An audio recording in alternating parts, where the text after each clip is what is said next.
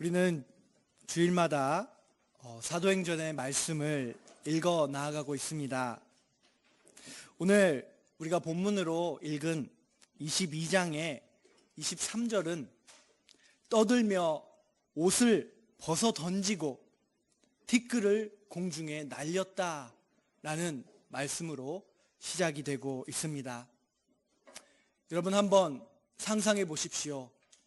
수많은 사람들이 흥분하여 고함을 지르고 떠들고 있습니다.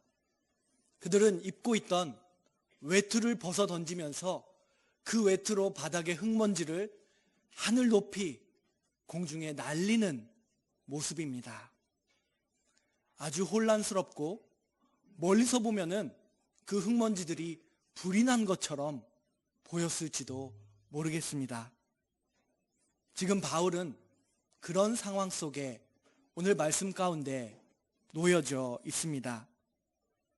바울이 여기까지 오기까지 어떤 일이 있었는지 우리는 사도행전 말씀을 읽어오면서 봤습니다.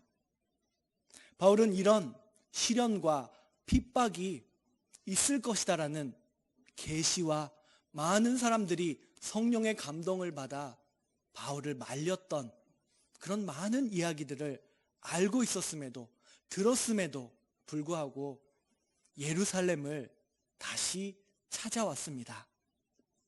우리가 지난 주일에는 특별히 바울이 이방 지역을 돌아다니면서 많은 이방인들을 예수 그리스도의 복음 안에서 그들이 교회로서 성도로서 일어나게 되는 그런 이방 교회를 세워갔는데, 그런 그에게 이방 교회와 예루살렘 교회, 더 나아가 유대인들이, 이 이스라엘이 예수가 메시아이다, 예수가 하나님께서 이 세상을 구원하기 위하여 보내신 그리스도이다, 이 사실을 동포들이 알지 못한다는 것이 얼마나 바울에게 큰 근심이요 바울의 평생의 기도 제목이었는지를 우리는 함께 보았습니다.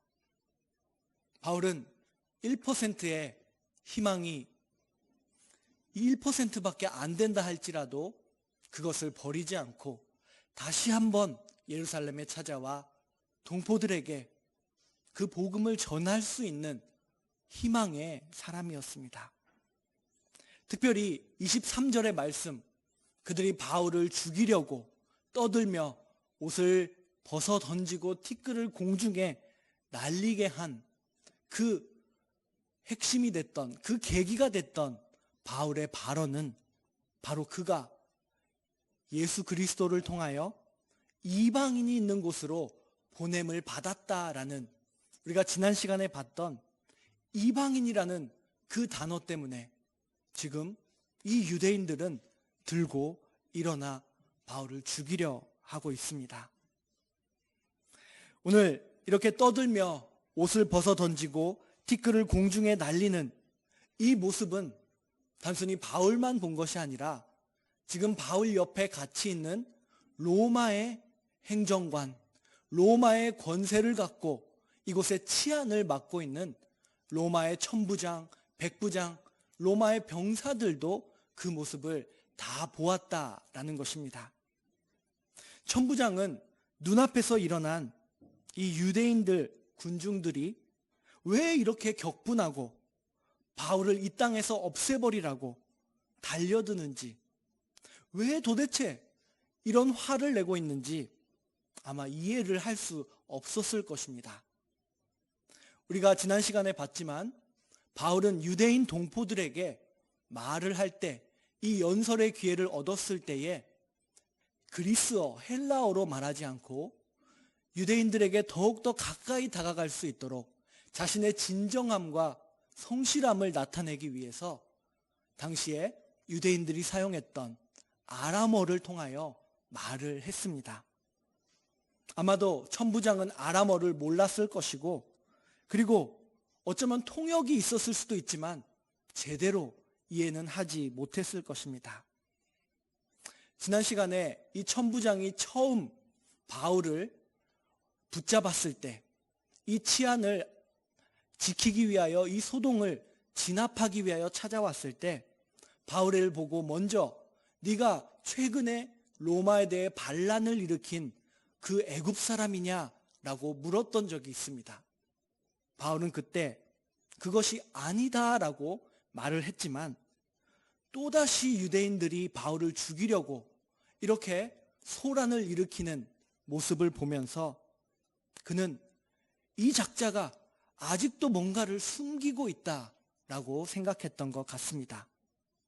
그리고 더 자세하게 상황을 이해하고 진압하기 위해 치안을 유지하기 위해서 24절에서 이렇게 행하고 있습니다.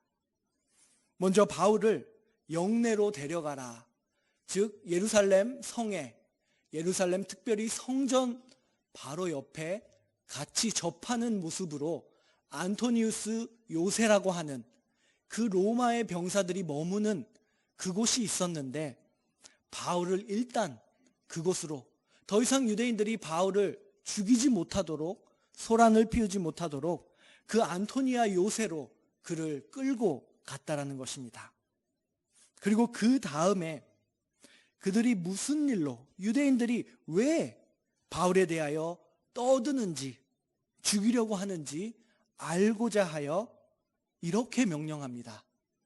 24절 마지막 부분을 보면 채찍질하며 신문하라. 채찍질을 하고 신문을 하면 이 작자는 뭔가 숨기고 말하고 있지 않은 중요한 정보를 우리들에게 말할 것이다 라고 생각하여 고문을 해서 신문을 하라고 지금 명령을 하고 있는 것입니다. 25절을 보니 천부장의 명령이 떨어지자 가죽으로 된 줄, 쉽게 끊어지지 않는 그 전용 줄을 가져옵니다. 그리고 그 줄로 바울을 묶었다, 바울을 결박했다라고 되어 있습니다. 일본어 신공동역 성경으로 보면 어떻게 묶었는지를 보다 구체적으로 번역해 놓았습니다. 바울의 양손을 펴게 하고 그 양손을 각각 이 가죽 줄로 묶었다라는 것입니다. 이제 바울은 천부장의 명령에 의하여 갑자기 지금까지 유대인들의 폭행으로 인해 죽을 뻔했는데 또다시 이 채찍질을 맞아야 하는 상황에 놓여졌습니다. 바울은 자신에 대해 두 가지를 이미 천부장에게 처음 만났을 때 밝혔습니다. 그것은 21장에서 나왔던 내용이지만 자신은 애굽 사람이 아니라 유대인이다라는 것이었고, 또 하나는 자신이 길리기아주의 다소라는 도시 출신이다, 거기서 태어났다라는 것을 말했습니다.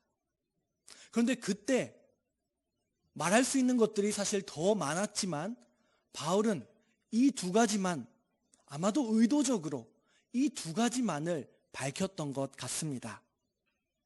그런데 이 영내에 안토니우스 요새에 끌려와서 가죽줄로 묶이고 채찍질을 당하려고 하는 그 직전에 바울은 전에 밝히지 않았던 한 가지 자신에 대한 이야기를, 바울이 아직 꺼내지 않았던 카드를 꺼내서 사용합니다. 그것은 바로 오늘 말씀에 나와 있는 너희가 로마 시민된 자를 죄도 정하지 아니하고 채찍질할 수 있느냐라는 25절의 말씀이었습니다. 바울은 자신이 다소의 시민이다라는 것까지는 얘기했지만 로마의 시민권을 갖고 있다라는 것은 아직 밝히지 않았던 것입니다. 바울은 이제 이것으로 인하여 갑자기 그를 대하는 사람들의, 특별히 로마 병사들의 태도가 바뀌는 것을 아마도 예측했을 것이고 그리고 목격하게 됩니다. 그런데 여기서 성경을 읽다가 한 소박한 질문이 저에게는 생겼습니다. 바울이 말로 지금 묶여있는 상황에서 나는 로마의 시민권자인데 어떻게 나의 죄를 정하는 재판의 과정을 거치지 않고 너희들이 채찍질을 할 수 있단 말이냐. 말로 이렇게 한 것을 어떻게 로마의 백부장과 천부장이 확인은 할 수 있었을까? 바울은 자기가 한 말을 어떻게 증명했을까라는 질문입니다. 만약 바울이 이때 자신이 로마 시민권자라는 것을 증명하지 않았다면 누구든지 로마 정부에 의하여 체포되었을 때 나는 로마 시민권자라고 말로만 얘기하면 어쨌든 다 풀려날 수 있는 그런 방법이 돼버립니다. 그리고 실제로 자신이 로마 시민권자가 아닌데도 시민권을 갖고 있다고 거짓말을 했던 사람들이 있었다고 합니다. 그리고 자료에 의하면 그들은 엄중한 처벌을 받게 되었고 또 로마 시민권이 있다고 거짓말을 했다라는 이유로 죽임을 당하게 되는 사람까지도 있었다라고 합니다. 그런 역사적인 자료를 볼 때에 아마도 내가 로마 시민권이 있다라고 거짓말을 하는 사람은 거의 없었을 것입니다. 그렇다면 바울은 어떻게 그 사실을 증명할 수 있었을까? 사실 증명하는 방법이 있었습니다. 슬라이드를 보여주시겠습니까? 앞에 나와 있는 사진은 고대 로마의 병사들이 자기 몸에 늘 이렇게 차고 있던 양면으로 돼서 이렇게 접을 수 있는 동으로 된 판입니다. 그리고 그 판에는 글자가 새겨져 있고 지금은 한 면밖에 보이지 않지만 뒷면에도 이 라틴어가 새겨져 있습니다. 이것은 영어로는 디플로마라고 하고 굳이 번역하자면 수료증이라고 한국어로는 번역을 할 수 있을 것 같은데 이것은 바로 자신이 어떻게 태어났는지 출생증명서의 역할을 했고 그리고 로마 시민권을 갖고 있는 사람은 이곳에 자신의 출생과 함께 시민자라는 것을 시민권이 있다라는 것을 증명하는 내용이 여기에 새겨져 있었습니다.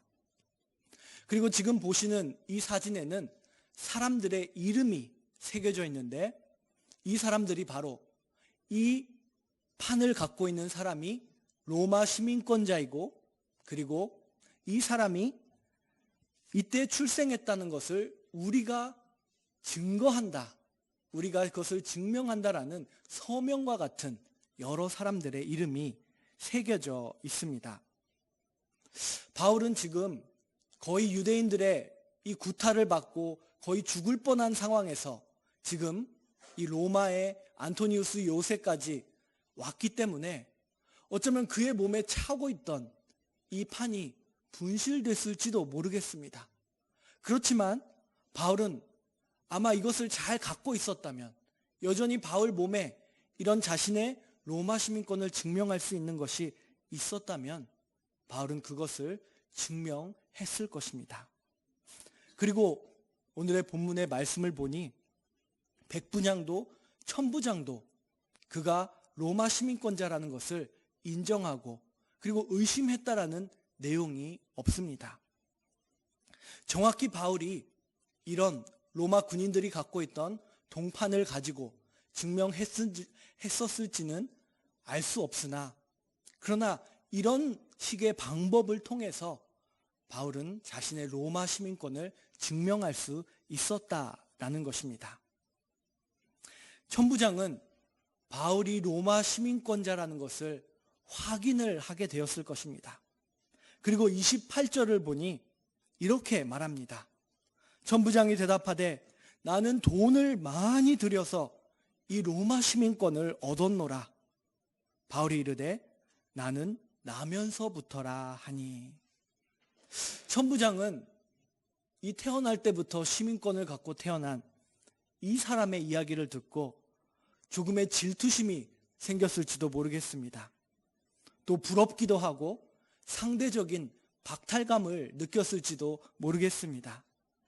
왜냐하면 28절에 기록되어 있는 대로 이 천부장은 로마 시민권을 갖고 살아가기 시작한 1세대, 그의 세대부터 그 시민권을 처음으로 갖게 된 사람이었기 때문입니다.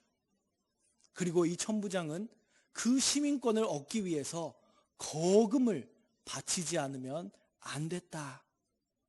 자료에 의하면 글라디오 황제의 치하에는 비교적 흔하게 이렇게 시민권을 돈을 주고 사는 일이 있었다라고 합니다.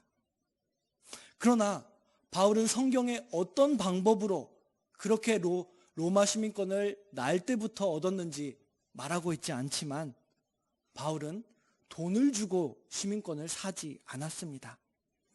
그는 나면서 로마 시민권을 갖고 있었다라고 말합니다.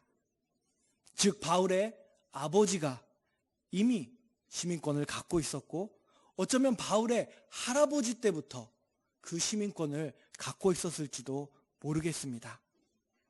이것에 대해 많은 성경을 연구하고 고대 로마를 연구하는 사람들은 추측을 합니다.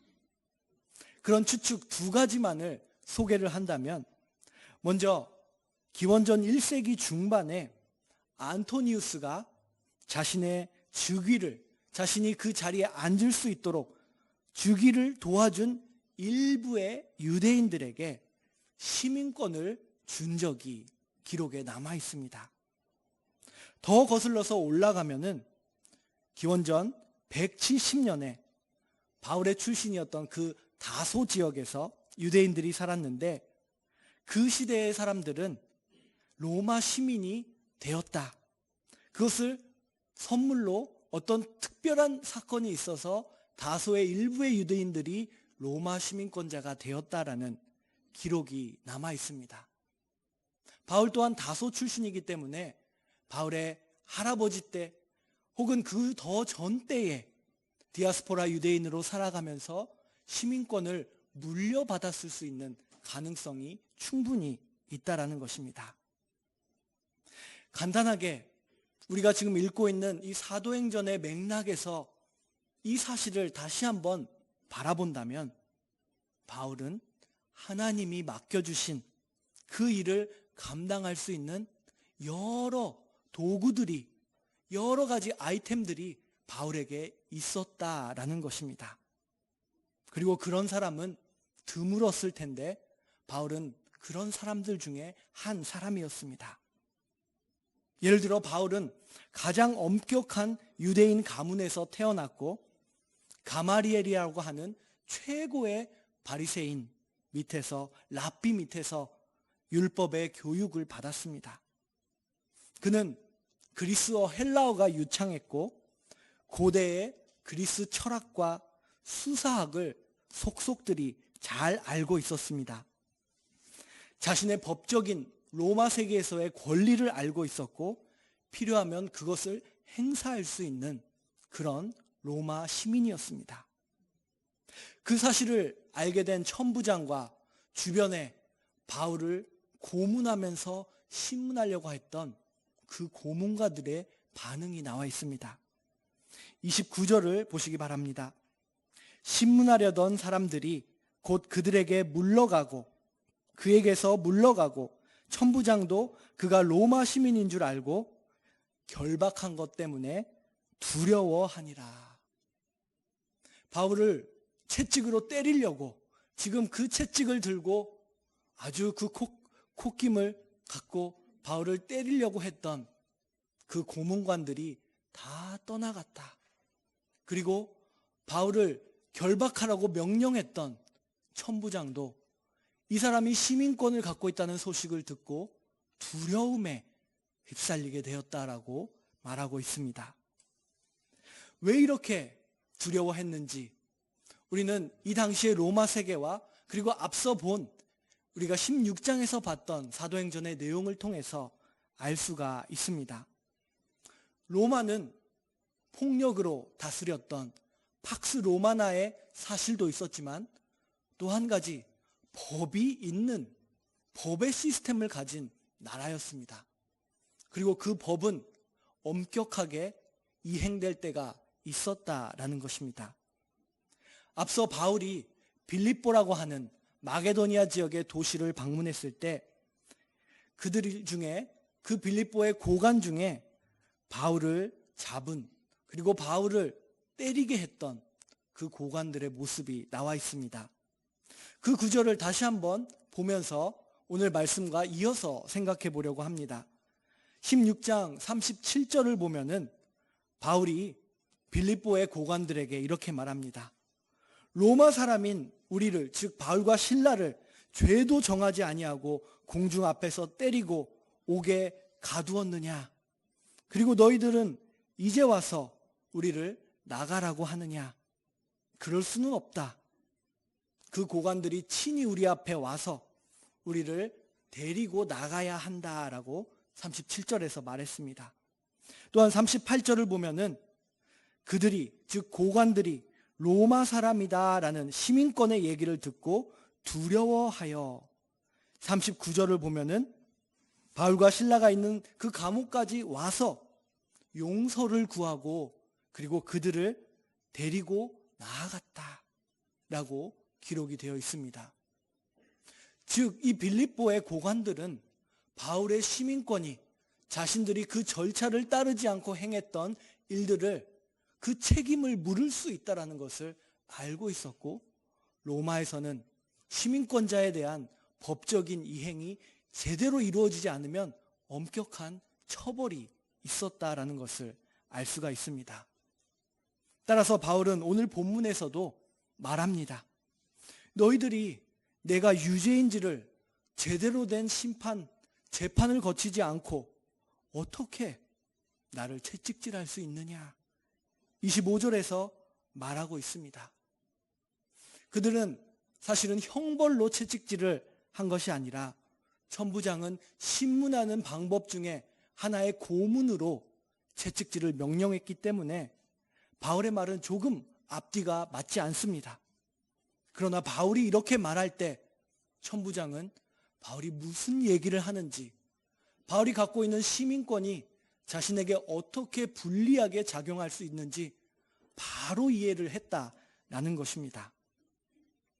여기서 우리는 왜 이 바울의 이야기를 기록하는 누가가 이 이야기를, 이 내용을 몇 번이고도 사도행전에서 반복하는지, 이 내용이라고 하는 것은 로마의 행정관들이 바울의 정당성을 인정했다라는 이 이야기를 계속해서 말해주고 있는지 누가의 의도에 대해서 질문이 생길 수 있습니다.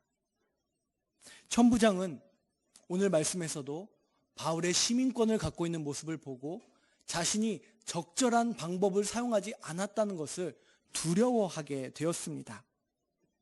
이것은 바울의 정당성을 로마 사람들이, 로마의 천부장과 로마의 고관들이 인정했다라는 것, 그리고 그들은 바울의 시민권에 합당한 대우를 그들에게 할 수밖에 없었다라는 것을 누가가 말하고 있다라는 것입니다. 그렇다면 이런 시민권을 왜 바울은 자신의 큰 무기로 그것을 휘두르며 사용하지 않았을까라는 또 한 가지의 질문이 생깁니다. 아마도 바울에게 있어서 자신이 로마 시민권자로 태어났다라고 하는 것은 자신의 삶에 있어서, 그리고 자신을 통하여 예수 그리스도의 이름을 전하고자 하시는, 자신을 그릇으로 삼으신 그 하나님의 선교의 사역에 있어서 자신을 이끌어가기 위한 절대적이지 않은, 그러나 하나의 도구라는 그 인식이 있었다라는 것을 생각할 수 있습니다. 사도행전 16장 그 빌립보에서 이야기를 보면은 바울과 실라는 고발을 당하고 옷이 찢기고 매를 맞고 투옥이 되었습니다. 그 부당한 상황 속에서 얼마든지 바울은 로마 시민권자라고 말할 수 있었을 텐데 바로 그 사실을 말하지 않았습니다. 이 예루살렘에 와서도 바울은 동포들로부터 폭행을 당하는 상황에서 처음부터 천부장과 대면했을 때 시민권을 밝히지 않았습니다. 바울은 자신에게 태어날 때부터 주어진 하나님께서 주신 이 시민권을 아주 신중하게 사용하고 있는 모습을 볼 수가 있습니다. 바울에게 로마 시민권은 자신을 편하게 해주고 자신을 높여주는 그런 의지할 곳이 아니었다라는 것입니다. 바울이 전진하게 해주고 바울을 때로는 멈추게 하고 때로는 뒤로 돌아가게 하는 그 모든 것은 시민권이 했던 것이 아니라 바로 주 예수 그리스도 그리고 그 성령의 인도하심 가운데 바울은 늘 움직였기 때문에 바울을 이끄는 것은 결코 시민권이 아니었다. 바울에게 왕 중의 왕은 오직 그 삼위일체 하나님밖에는 계시지 않았다라는 것을 오늘 말씀을 통해서 다시 한번 알 수가 있습니다. 24절을 보면 우리가 생각할 수 있는 또 한 가지 내용이 있습니다. 천부장은 너무나 당연하게 바울을 채찍질하고 신문하라라고 말하고 있습니다. 여기서 너무나 자연스럽게 천부장이 내린 이 명령에 대해서 생각을 해보면 너무나 잔인한 고대 로마 세계 그 잔혹함이 눈에 보입니다. 천부장의 생각은 이런 것이었습니다. 비명을 지를 만큼 고통스럽게 만들지 않는 한 사람은 계속 거짓말을 해댈 것이다.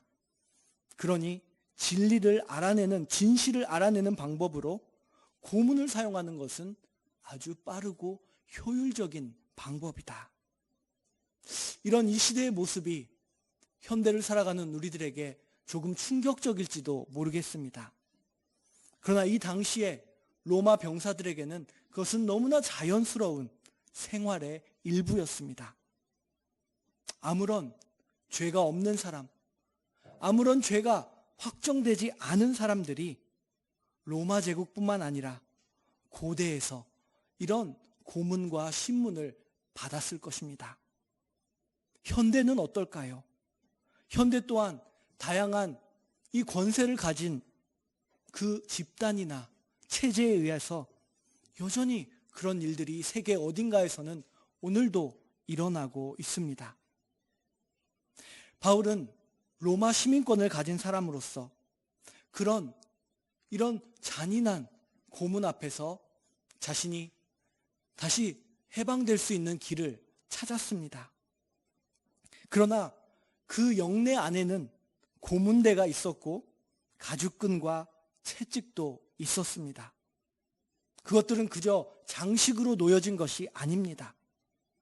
병사들은 때로는 그 고문을 즐기면서 로마의 명령을 받아 이 유다의 예루살렘의 치안을 지키면서 받았던 모든 스트레스를 그 죄 없는 사람을 채찍질하며 해소했을지도 모르겠습니다.